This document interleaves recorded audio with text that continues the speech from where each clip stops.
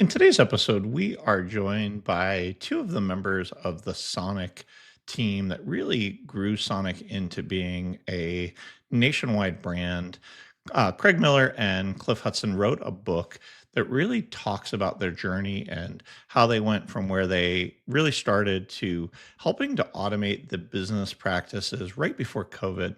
It's a really remarkable story of seeing a vision for where they wanted to go and executing it. And it really paid dividends both for them, for their franchisees, and for the communities at large because they went digital in a time that most weren't. Check out the episode and let me know what your thoughts are because nowadays you can get it Sonic just about anywhere. And I remember when they first started, it wasn't something that you could get across the country. If you don't know me, my name is Jeremy Julian. I am the Chief Revenue Officer for CBS Northstar. We sell the Northstar point of sale product for multi units. Please check us out at cbsnorthstar.com. And now on to our episode. Welcome back to the Restaurant Technology Guys podcast. I thank everyone that out there for joining us. As I say every single episode, we're grateful that you guys get to spend time hanging out and listening to some cool stories, and today is no exception. One of the most beloved brands in the country, I would say, definitely in the Midwest, and we're going to talk a little bit about where they really invented things from a digital perspective and their new book. But Cliff, why don't you introduce yourself to get started, and then you can introduce your co-author and co-host for today's show, where we get to talk about what you guys built. Happy to do so and appreciate the opportunity to be with you and your listeners today. Thank you for that. So Cliff Hudson, for purposes of today's discussion, my background is with Sonic, and I spent 35 years with the company. The last 23 years as CEO, chairman and CEO of the company, 3,500 plus units across 45 states. And in my time as CEO, grew system-wide sales. It was 95% franchise. System-wide sales from 900 million to 4.5 billion. Pretty radical transformation. On the technology front, my partner on all of that in terms of the deep and serious planning, strategizing, implementation, and now co-author on this book is Craig Miller. And Craig and I had the pleasure of working together going on 8 years from 2009 forward in all of the above in developing strategy and execution of that strategy at Sonic. And really transformational for our operators. And the only regret I have is that we didn't, beyond 2018, because of change of control of the company, didn't have the opportunity to see next stage and get the benefit of all of our labors. So Craig and I, a great run together. I can turn it over to Craig for a moment, if you don't mind, let him talk about his background as well. I'd love that. Yeah. Craig, why don't you share a little bit about where prior to Sonic, because I think it's critical so that everybody understands, and then talk a little bit about what you got to do at Sonic. Yeah, sure. So my my background academically was computer science and engineering. So you might say I came out of school as a computer scientist, but quickly turned into a business strategist. I really enjoyed business and the operations of business and really helping innovatively to grow businesses. But most of my early, I'd say the first quarter or third of my career, I worked on a lot of advanced technology for Department of Defense and military. So some of the most advanced technology that existed. And so that's how I cut my teeth on emerging type of technologies. Again, my interest in business is quickly shifted over and started a company with a partner. We grew it quite rapidly at the time in the late 80s and going into the 90s, where there were two things that were happening in technology from an emerging standpoint. One, many businesses were moving from old mainframes to now everyone had a PC on their desk, and computers were really pervading all aspects of the business. And many companies were failing to execute these new solutions, and we would come in and help first fix broken situations and then eventually strategically help them. The other aspect of our business was Microsoft was exploding with Windows, from DOS over to Windows quite rapidly. There were a lot of consumer products that were still in the old DOS. Dating myself a bit, but I think it connects with what led to experience to support Sonic. And so we were one of the few non-Microsoft companies that actually knew how to develop Windows apps for consumers and commercially deploy them into real retail. You bought software at that point, CompUSA, it wasn't online at that point. And it's really developed the advanced kind of business strategies, but also consumer facing type products. Then left the company and went back into large corporations, really doing the same thing. And technology was just advancing quite rapidly. But Bank of America, Pepsi, Nielsen, a lot of big companies. Now with distributed computing, web was evolving quite rapidly. Even mobile started to evolve. And I went for a period of probably 10 years, really learning now how to execute from within large companies. And that eventually led me to a brand that was also really thinking through how to leverage technology, which was how I met Cliff.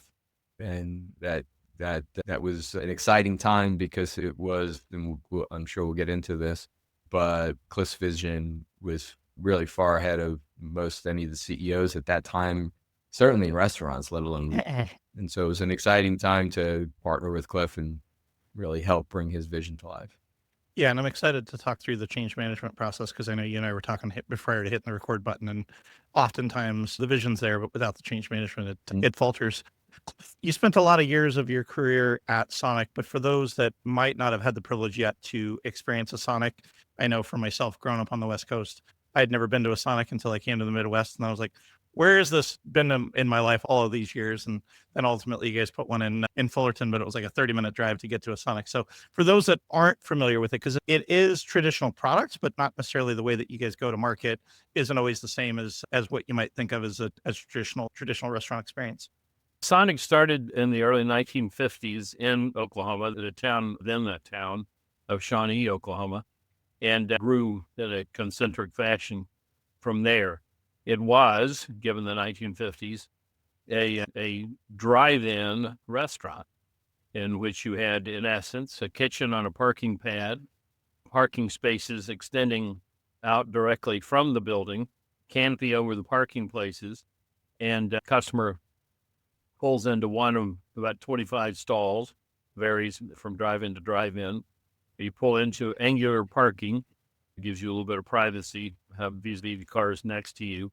And there is a menu housing outside the driver window. You look at the menu, decide what you want, push a button on the intercom.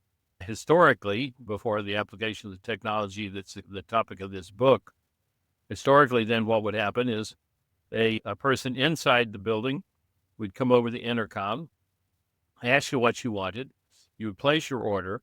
The food would be made to order, but very quickly. Our objective was to get food orders out in 4 minutes or less, and then get the food. A car hop would bring the food out to the customer in their car, hand it to them through the driver window, and take payment, make change, etc. And then the driver could stay or the driver would leave. On average, customers, the pre-technology application, customers would stay on lot or in the parking place about 11 minutes. And so it was an unusual opportunity as we started putting together these plans, an unusual opportunity to communicate with them, you might say, while they're in that parking stall. By the time the company was acquired by Work Equity Group, Work Capital, by the time it was acquired, that was pretty much still the business, although the application of technology was changing quickly in terms of how that worked in terms of order taking and payment methods. And many of the drive-ins had added drive-through windows, et cetera. But it was mostly a traditional 1950s drive-in restaurant. Yeah. And still today, even without the tech, you can still experience it. And again, I was talking to Craig prior to, there's one right next to my chiropractor. I often will go in for my morning appointment, grab a breakfast burrito on my way to go to the chiropractor. And my wife, especially, one of the other uniquenesses that Sonic has is the drinks, the beverages. My wife, often I've got a 9-year-old who one of her favorite places is to go have mom order it, hands her the phone in the back seat, she orders it, and then they go pull up to the spot. And I know we'll get to that shortly, how you guys built that. Cliff, you said something interesting right before you passed the mic over to Craig that I think is unique that I'd love to have our listeners here. You talked about a business partnership, and then I'm going to talk with Craig, because all too often I have seen the CEO sees the tech team as a necessary evil. They don't necessarily treat them like business partners in their business. I've watched this across multiple brands across my 30-year career. There are some that truly treat them like business partners, and I'd love to have Craig talk a little bit about how that has interacted prior to us jumping into kind of what you guys did. But how and when and where did that come about in your own thinking? Because all too often, like I said, I don't see that as being something that they emphasize and ensure at the executive level that they have a seat at the table to be able to drive the business to the place that you guys ultimately drove it to. In the first decade of this century, there were some technology developments that were very positive for the business. I began viewing, we had always been about innovation, but that was generally about menu innovation with made-to-order food and so on. Day part innovation in terms of when we would attract customers with what type of promotion and product and so on. Innovation had been very much part of our history and culture. Technology innovation became more part of the culture in the early part of that decade, and that was with the installation of credit card readers at the individual stall attached to the menu housing. And that was so successful. Grow check. When people used credit cards, they spent 40% more money with it. Wow. The average check in 2001, before we rolled that out, the average check with cash was $5. The average check with credit card was $7. And we had been told that people use credit, they spend more money. But it was quick and it was concrete. And now, to give you a sense, and I'll come back and answer your question more directly, to give you a sense of the impact of that, when we finished rolling it out, or as we began rolling out, we called that program PAYS, which was an acronym for Pay at Your Stall. It almost doesn't make a difference what the acronym was. It's called PAYS. But when we began to roll it out, credit card sales were 5% of our total sales. Cash, in 2001, cash was 95%. Interestingly enough, in 2003, then, as we finished rolling out this attachment, the PAYS program, we were brushing up against $2 billion. Actually, in 2001, we had just passed $2 billion in sales. That's right. 2001, $2 billion in sales, 5% credit cards. When the company sold, the 15, 17 years later, that $2 billion had gone to $2.5 billion more, or $4.5 billion total. The credit card sales were 55% now, 55% of sales, not 5%. But the credit card sales were $2.5 billion. They had gone from 100 million to 2.5 billion. So in other words, 100% of the incremental sales in that 15-year period were through credit cards. So this could tell you in that 1, 2, 3, 4, 5 time frame that if you move toward technology that was customer interfacing and agreeable with them, helpful to them, they would utilize it, and they'd utilize it to their benefit and to our benefit. Okay. Simultaneously, we had started utilizing Jim Collins' Good to Great. And I totally bought into the flywheel and utilized it in the next 15 plus years in all my discussions with our operators, and used it and put it in our business plans, used it with the management team, the employees, franchisees, used it in investor relations presentations and so on, and used it how we ran the company. The application of that and the flywheel, when we started looking at this burgeoning technologies, it occurred to me that the more we could link these technologies, more we could create a flywheel for our technology. But I didn't call it that because I felt like I'd be ripping off Jim Collins. So why would I do that? So I started calling it our technology oval, because I would put all these points. An oval instead of the circle. Got it. Circle. Got to have my own deal. And for short, the techno oval. And at any rate, so I started seeing it this way, and it struck me that it really, by 2003 and 2004, my view was this really could become our future marketing vehicle if we got enough information with customers on this, we could become communicating with them more directly instead of having to pay television, pay radio, pay cable, pay so on. So this really was the thought. Now, the challenge was that when you talk about how CEOs viewed tech folks, the reverse was also true. And that was the tech folks viewed themselves as having an isolated spot in the company. They spoke their own language. It didn't have to be English. They would stand in meetings and say stuff, and I would sit there saying, what is he saying? I'm not talking about Craig. I'm talking about his predecessors. And it was, in terms of this distancing, it was mutual. And to me, we were getting nowhere fast. We were getting nowhere fast on replacing a point of sales systems across our Sonic system. We were getting nowhere in terms of updating things effectively internally.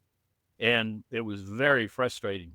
In the kind of the 08 timeframe, I hired a search firm and went in a different direction. In other words, I hired a search firm from Connecticut. And relatively shortly, they introduced me to Craig. And when Craig came, we started talking, things clicked pretty fast because I could tell he had a broader business view. And when he came in and we talked about the nuts and bolts, or as we would say, the wiring, plumbing and wiring for the company, I also sit down and drew him the techno oval. And I, on the one hand, felt like I was taking a chance because a little embarrassing for a guy who's not a tech guy, me, to be drawing on a piece of paper this oval and putting these touch points on it and saying, this is where I want to go, but we can't get our base systems in place. Yeah. I think this excited Craig, and he took a fundamentally different approach than his predecessors the day he walked in the door, because his view was, I'm here to not just fix this thing, but to help build the company. And so he and I started having you're always going to have regular meetings, but more intense, more often one-on-one, much more strategizing. And to be blunt, me getting him to educate me about how this could happen.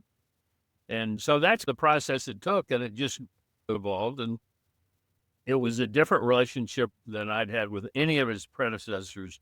And of course, his impact on the company was different than any of his predecessors. Oh, I love that. Craig, talk to me a little bit about kind of the mindset. Obviously, you came from the business mindset, and I appreciate you sharing that earlier. And I know we'll eventually get to what you guys built, but I love to educate our listeners out there, especially those that are on the tech side, because I watch people that are tech for tech's sake. Let me show you all these cool gadgets. Let me show you all of these things that you can do, but it doesn't drive the business. But you took a different approach. And I really think that's why you guys were so successful. Is it was about building the business. It was about making sure the franchisees could operate it, that the guests could operate it, that they could make money from it, and the business could ultimately make money. So I'd love to have you talk through that mindset shift to educate some of our listeners that might be out there that might be either young in their career or looking at taking that executive leap, and they go in and they don't speak the language. And as Cliff said, they're speaking a different language to the executives. And they're like, I don't care the bits and bytes. I just want to know what's it going to do for our consumer or what's it going to do for our business. Yeah, happy to. So as I had stated earlier, I had the wonderful opportunity to learn very early on, and with a lot of scars, because I came out, as I said, a computer scientist.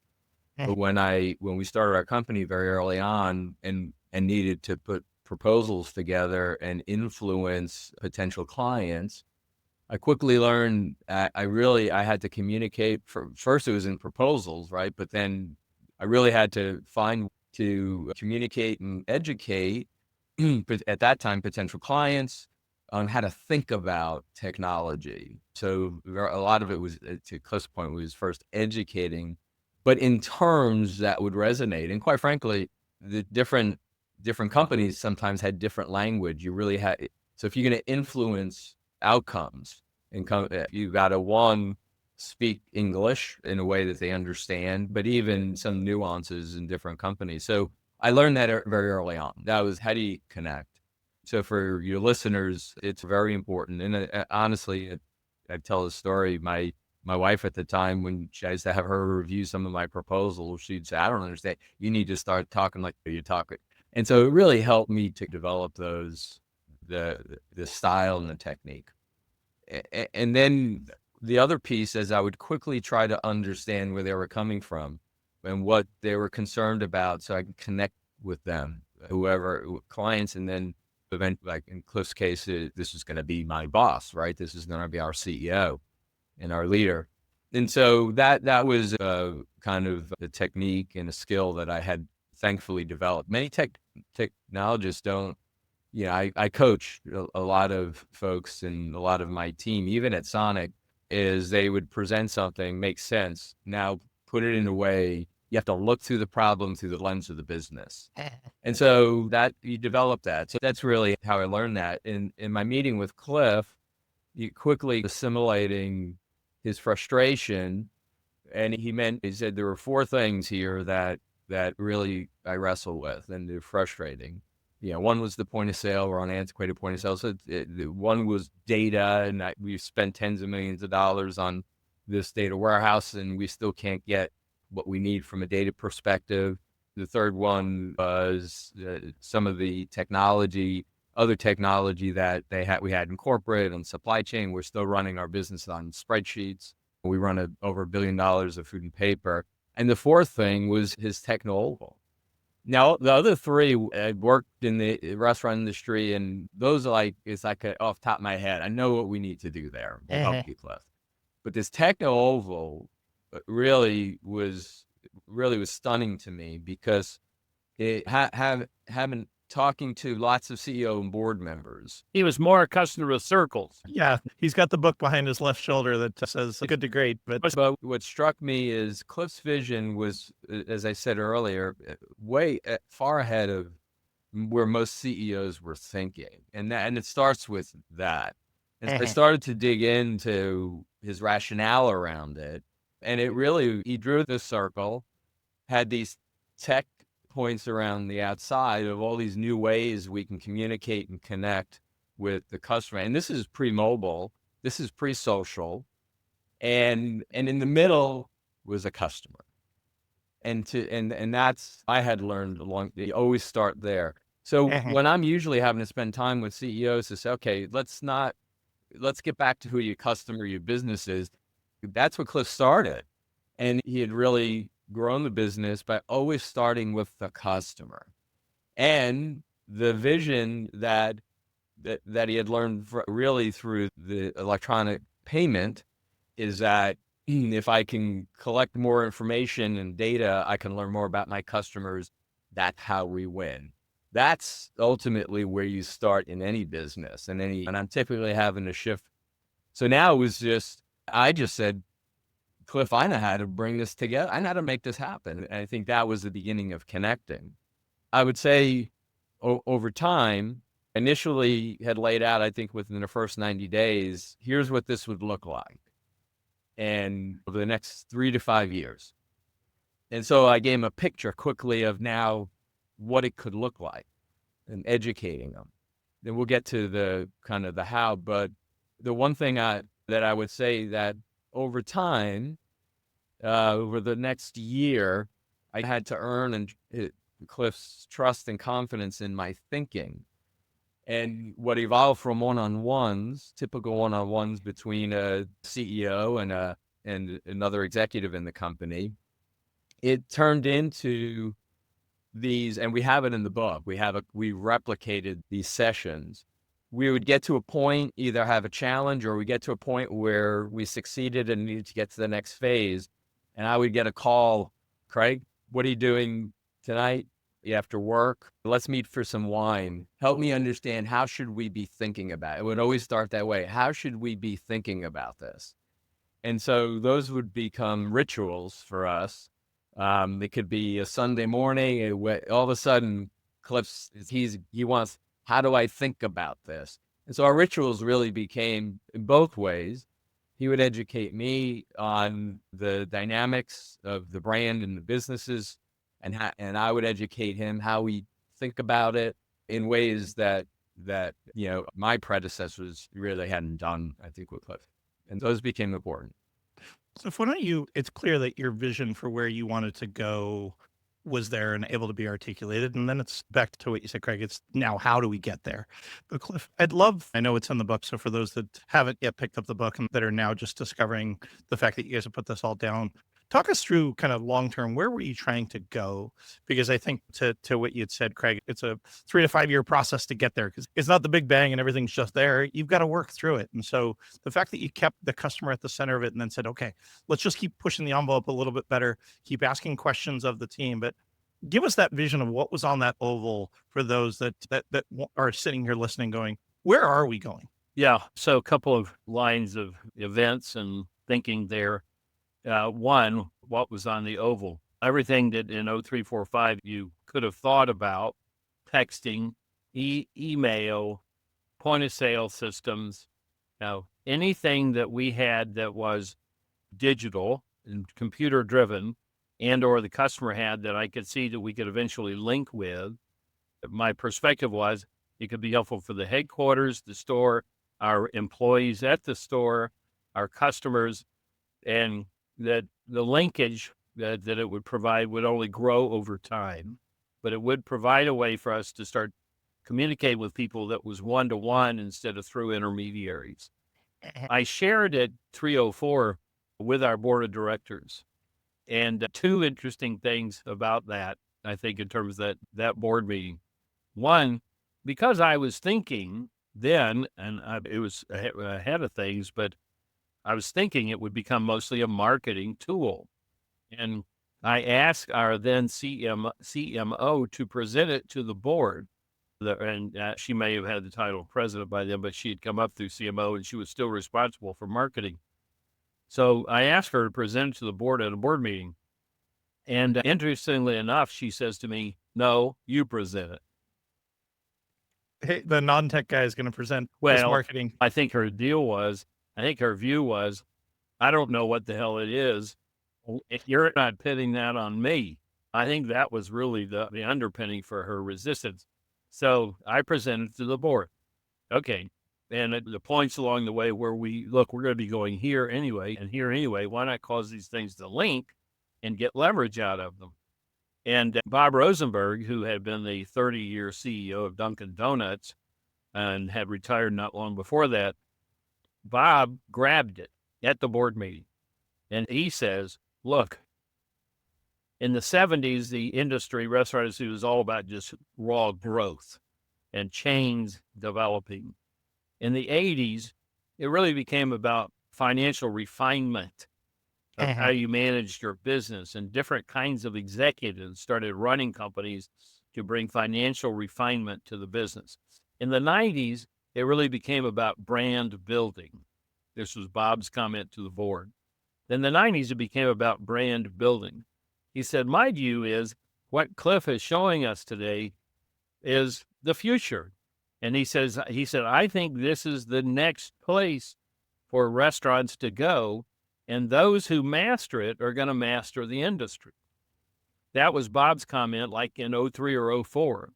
Interesting. Well, okay. my reaction was, yay, affirmation. And glad my CMO forced me to present it. I got credit with the forward-thinking board.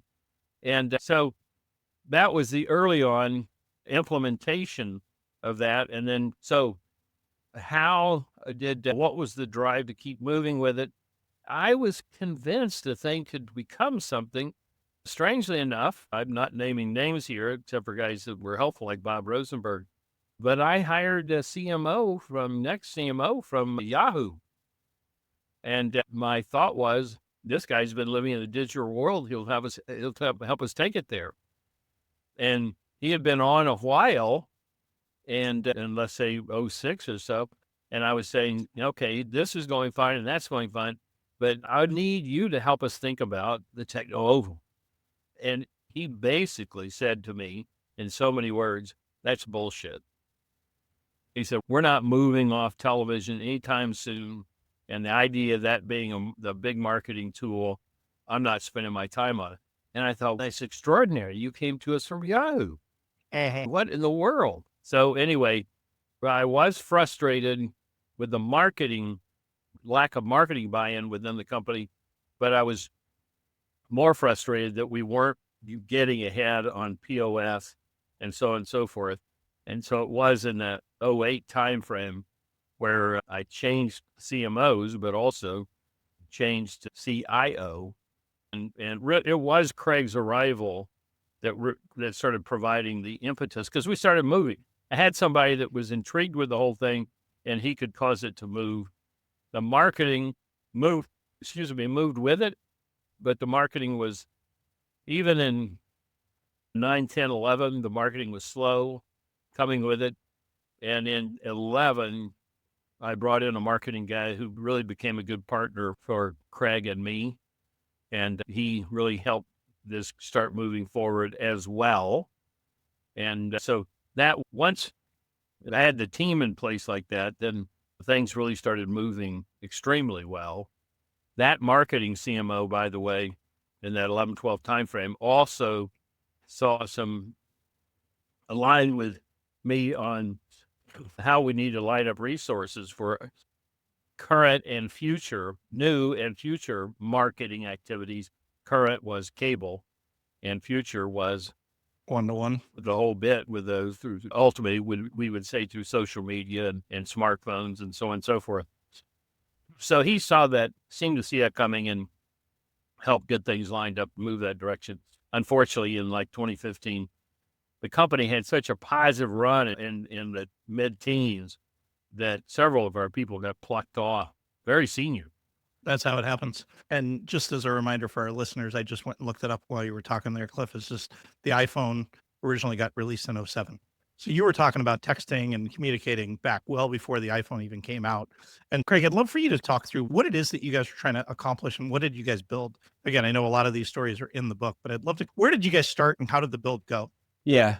Building on Cliff's vision, having worked in other industries that were already starting to work omnichannel retail, right? The concepts were relatively very new for the restaurant industry. And like I said, it was pre-mobile, but I typically always start, as Cliff did, with there are three things on the business side. And then that quickly I frame everything out.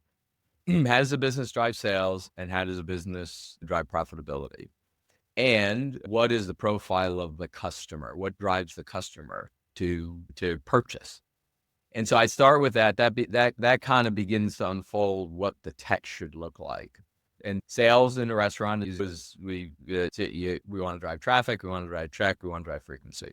Profitability, it was predominantly labor and inventory that we would want to manage. And then, of course, take it down to the next level is kind of efficiency. We want to get in under 4 minutes. We want to streamline the experience for the customer. So I take those and that kind of really quickly helps me to understand how to begin to model the tech. In sense of the techno-oval, at that point, there are a lot of industries that were already building these network solutions, right? Distributed solutions. Yep. So I knew I had to connect the restaurant with the customer and then the kind of external channels and really start to, even before it was called Omnichannel, begin to build this kind of Omnichannel approach, adding the digital connections with the traditional. So it's not about replacing traditional media. It's about adding to the traditional media. And for those marketing folks who are listeners, right, it's you use TV to pull them into the top of the funnel. And then in many cases, and then the engagement, because the digital are two-way, you drive them through. And how do we eliminate the barriers of the physical store and restaurant so that the engaging with a prospect or consumer outside the restaurant, we can continue to drive that engagement all the way through sale when they're online. And so that becomes the model.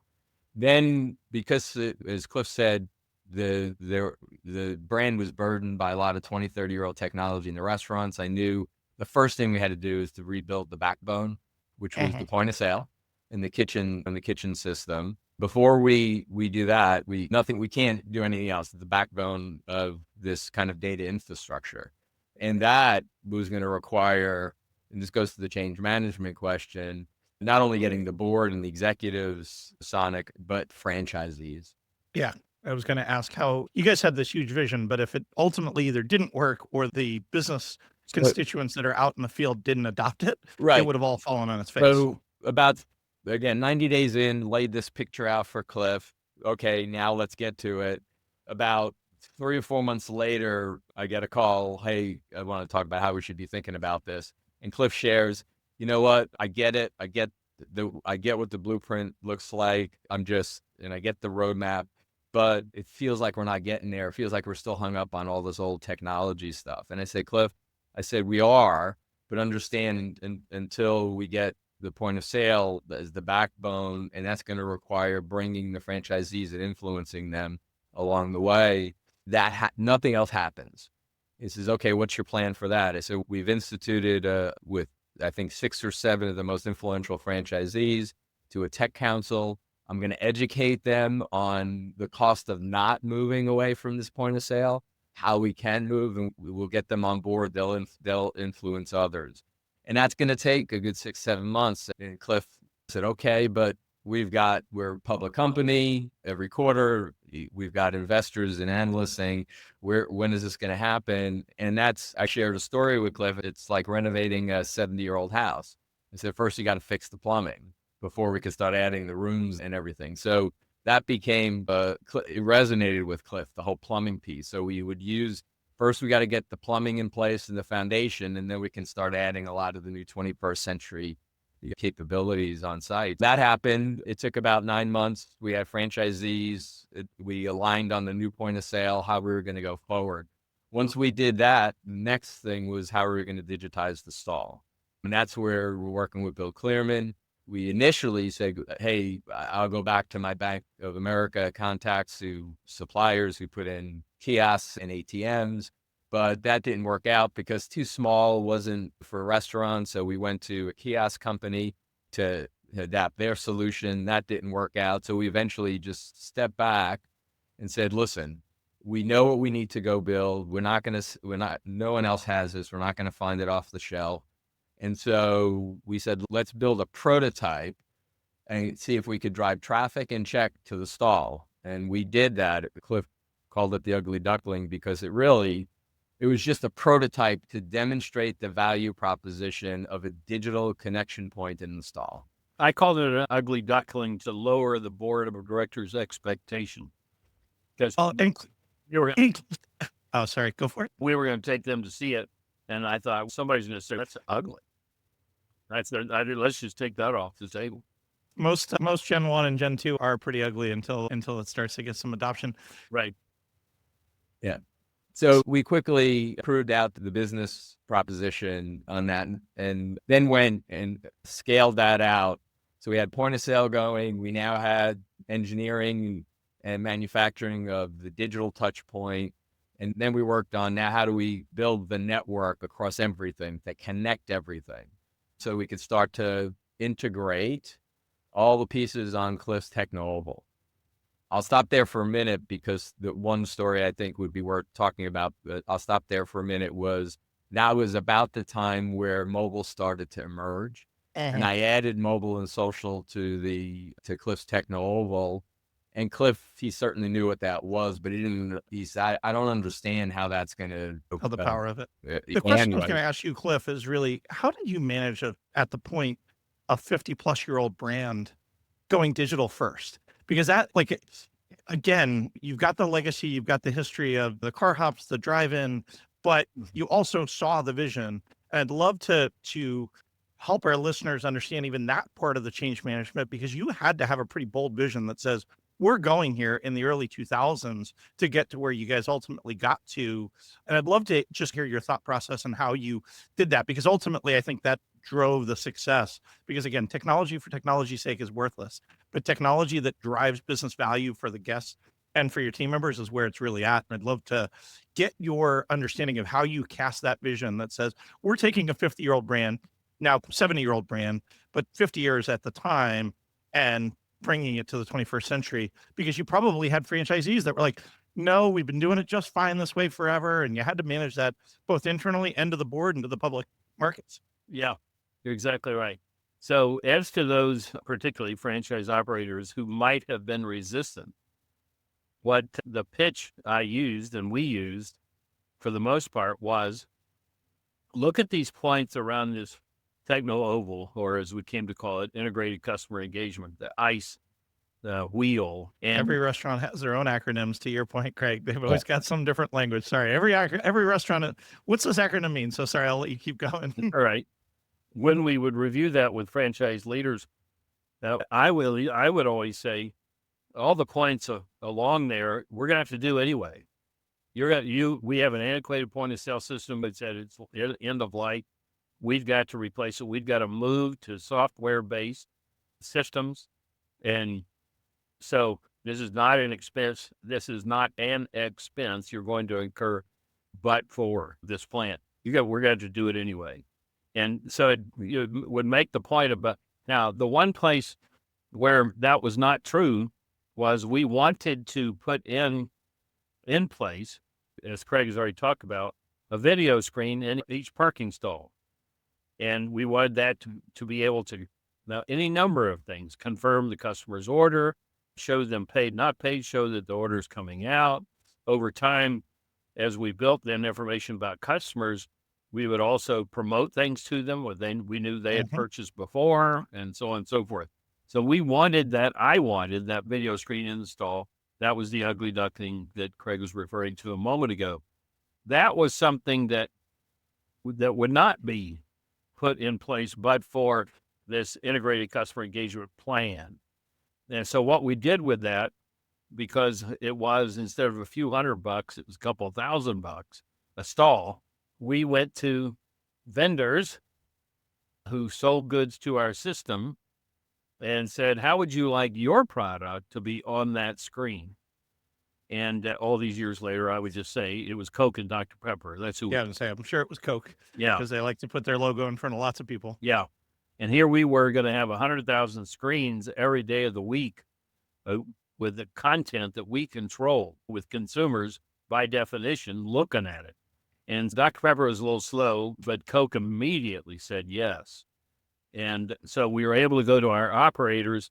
It was interesting because number of our board members had seen it, and they saw the impact on sales with the ugly duckling, but they were still, their average age was 68 or something 20 years ago. So they were kind of like, wait, what is this? So then Coke steps up and puts millions of bucks behind it. And our board of directors said, okay, this must be for real. Anyway, that was one impediment with our franchise operators that was erased because vendors were going to pay for advertising, in essence, on the screens. So that would have been an impediment. How else did we do this? The biggest thing early on, in a sleight of hand fashion, was too much of our marketing dollars were still spent in local co-ops to local media. And my reaction was, as we move towards more social media and this whole ICE apparatus, that having 100 local co-ops was a loser. And trying to then manage that all across the system. So we needed to convince our operators to centralize more of those dollars. And that came out of the opportunity came out of to do that came out of a franchise leadership retreat, in which the president of the chair of our franchise advisory council said, we have to do something about new markets. My pitch was, let's move money to national fund, more money to national fund. Let's buy more national cable. Our new ad agency showed us and them the enormous purchasing power to spending more money on national cable instead of local anything. And so in September of 12, after 3 to 4 months of working on that, the shift had to be approved by 2/3 of our franchise operators under license agreement. And they approved it in September of 12. And shifting those dollars to the national fund, and for the next several years, spending it on cable television was fantastic for our business. But the big thing it did that was unknown to 99% of the system was it set us up for the future. So that as we moved to what I call the Techno Oval for marketing, as we moved to that, we had 85% of our funds in a national fund that we could control all across the system with social media and anything else, texting or anything. So these were pieces that we've moved on to tell our operators it makes sense today. You'll come out ahead, and they agreed, and And ultimately, we're much more successful because of it. absolutely. Yeah. I'd say this is key to your point, Jeremy, in terms of you can't just whole shot this, right? All of it. So what's really important, and I think this is another good one for your listeners, especially when you go on, you got a complex strategy and set of initiatives over multiple years. The way, what Cliff is talking about, these are all very creative, out of the box approaches to, at the end of the day, the way you get an operator on board is if it's going to drive their business, they're going to listen. Right. And so you have to constantly be demonstrating it and validating along the way that this is going to continue to grow your business, your sales, your profitability. And so we had to have certain points. And as Cliff said, in 12, we knew it was going to be another 3 years before we would convert all these stores. We had to have something in the strategy to drive their business. Those are all points along the way that you're investing. It's not an expense, it's an investment. And they're learning along the way. I can't tell you how many times the franchisee leadership would turn to Cliff, who initially was resistant towards things, and would look at Cliff and say, we should have done this years ago. And it's a vision, it's the strategy, showing them how you get there, and then demonstrating along the way incrementally that it's going to continue to drive value in the business. And then they become advocates. Yeah. Now they're pulling instead of you guys pushing. That's right. Which is oftentimes in a franchise system, it's corporate pushing stuff down versus them saying, no, I want this. How do I get next on the list? Because it's going to drive my business. And it was always a trade-off, because the Coke Dr. Pepper piece, we had gotten to a point, we had proved out technically, point of sale they got, and they knew, and the economics worked for their business. Some of our leadership would say, Craig, these are pretty expensive replacements, normally cost $700 for a housing per stall. Now it's going to cost $26. That doesn't fit the economics of our business. And we have this in our book. You've got to find ways to make it fit the economics. And at the end of the day, if it's driving sales and profit. So for the initial 3 years, it was really Cliff turned to our CMO and said, wait a minute, we're about to 10-year contract up with some of our vendors.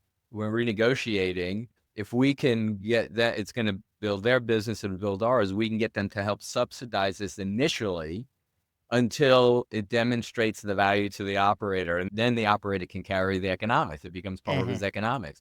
Those are the different, those are outside technology, right? Those become critical to taking the vision and the strategy to fruition. All of those, the change management and making sure that all along the way, you're demonstrating that the idea, the strategy is truly translating to sales and profit, period. Which, again, is a very big tenet of the show, and I've said it multiple times in our conversation today, is technology that doesn't drive business value is worthless, but technology that ultimately is making the guest experience and the staff experience is where it's at.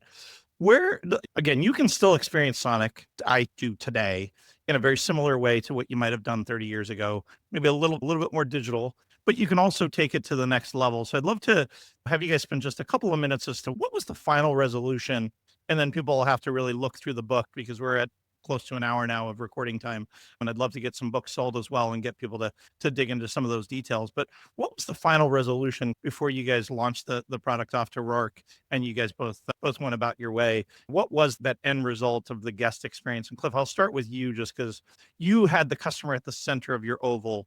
Really, I'd love for you to walk through what does the guest experience, or what possibilities of what the guest experience can look like once you guys put your final stamp on things. The thing that I saw occurring for our business once we put all this together was that a customer could order off premises, pay off premises, pull into a parking stall, enter the stall number on their app, and not have to go through a process of ordering through a menu housing if they didn't want to, running the potential that something was misunderstood or miscommunicated in that oral application, and then the waiting time, so on. I developed a phrase and phraseology that for this, which was the customer could experience being first in line every time. So that if you think about how customers would use drive-through windows and waiting, and or going inside and waiting in a line and so on, or even at Sonic, if you pull in a lot and it's a full lot, it could take a little longer to get your food. So Mhm. ordering off premises, paying off premises, pulling into a stall. What happened when we aimed to get food out in 4 minutes or less? Once we implemented all this before Rourke bought the company, and we pulled the trigger, put it in place, March, April of 2018 was when that occurred. We rolled it, made it live in stages across the system, but by August, the whole thing was live across the Sonic system. And what was occurring was that people that used Filet, first in line every time, people that ordered off premises and paid off premises, pulled in, put the stall number in their app, and quote, waited for their food. Instead of 4-minute service times, they were experiencing 1 minute and 50 seconds. Yeah. Made to order food in half the time what our goal had been before that time, even if operators could, most of them on average maybe didn't meet the 4 minutes. But the average customer was getting made to order food in 1 minute and 50 seconds using the mobile order, mobile pay. So this was the transaction side of it that we had envisioned and was in place before Rourke bought the company. That the other side of the equation, which was to begin getting customer data on these transactions, who were they, when did they come, what did they buy, et cetera, et cetera. We started getting that information. We started storing that information. But that was really going to be something that the algorithms that would develop, that we could develop, was going to take time to say either about a person or a type of person or a market or a time of day or a product, so on and so forth. When people buy this, they usually buy that. Okay, that's an obvious suggested sell. Anyway, this was going to take time, and we were starting to develop it, and we were taking early on stages of implementation, but the explosive potential of it was really going to be in 19, 20, 21, 22, et cetera, as we built it. Now, the fact is, from a usage standpoint, Rourke got the benefit of that anyway, because they bought the company at the end of 18. 19 sales were positive. There was growth. I think by toward the end of the year, 7% of sales were coming in through mobile order, mobile pay in 2019. I was no longer with the company, nor was Craig. But with COVID hitting in 2020, it sped up everything, of course. But things just exploded. The use of the app, the use of mobile order, mobile pay, and most importantly, people feeling more comfortable going to a drive-in just for safety. And by the time COVID had ended, you got 22, 23, a quarter of sales were coming from, they had 5.5 billion of sales then, and 25% of it was coming through the app.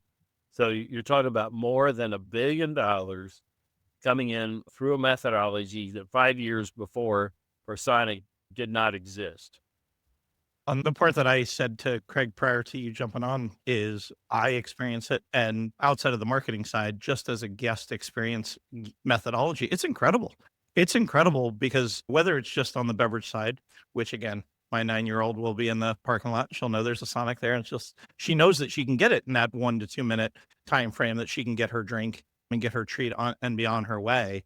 And the incidents, even for us as a family, have gone up because you've broken down the barrier to ordering. There's no longer the wait.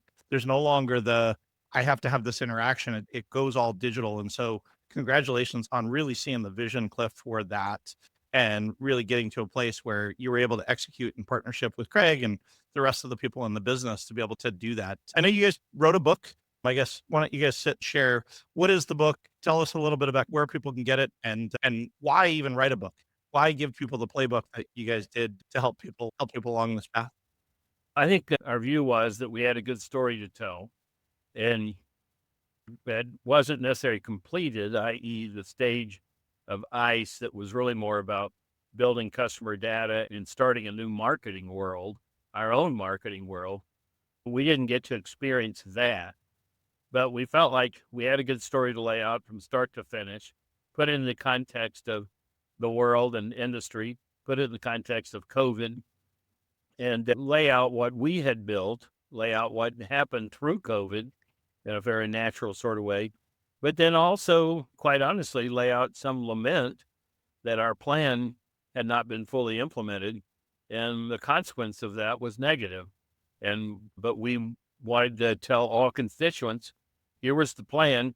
And by the way, as to the new owners, if you want to get the momentum of the business going again, here's our plan. And look at the stage 3 and consider implementing it. And the crazy part is obviously you guys got to a place where you hit the ground running right before the acquisition. Quite honestly, I still think it would have been there. And Craig, you and I talked about the fact that restaurants oftentimes are laggards, but the fact that you guys had this vision to put it out there and to execute really hit the market in a time and a place that is incredible. So Craig came up with the name Bricks and Clicks early on.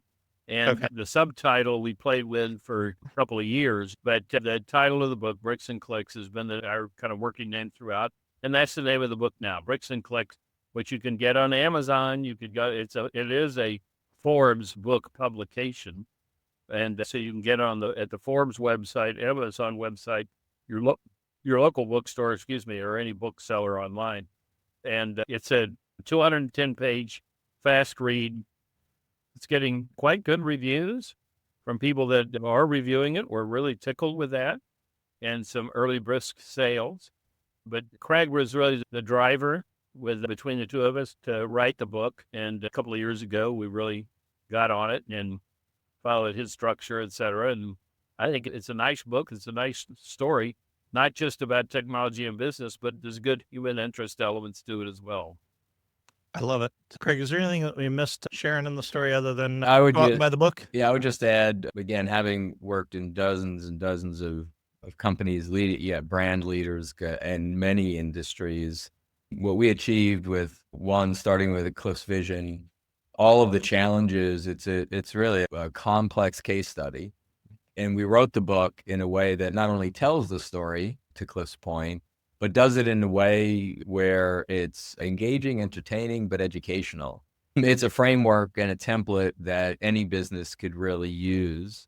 And today, particularly as technology becomes more and more critical to any business succeeding, there are a lot of lessons and frameworks in there. Even at the end of every chapter, we have a couple of questions, your turn. At the end of each chapter, that just has the reader say, okay, now for your situation, start by asking these questions. The style of the book is one of educational as well, and can be used almost as a playbook or a blueprint for their business. Yeah, no, and I think that's an incredible reminder, and part of why I asked some of the questions the way that I did, because I've watched too many restaurants and restaurant executives fight amongst themselves and not get the desired results that they did. And obviously you guys were able to do that. So thank you guys for distilling that all down, putting it into a book. Thank you guys for hanging out with me today and sharing the story. I'm grateful that as a consumer, I'm grateful that my wallet might not be grateful, my budget might not be grateful, but grateful that you guys created honestly a difference in the restaurant space. And so thank you guys for coming on. To our listeners, guys, thank you guys for hanging out with us. And if you haven't already subscribed, please do share this episode with your friends. And to Craig and Cliff, thank you guys again, and make it a great day. Thank you, Jeremy. Thank you.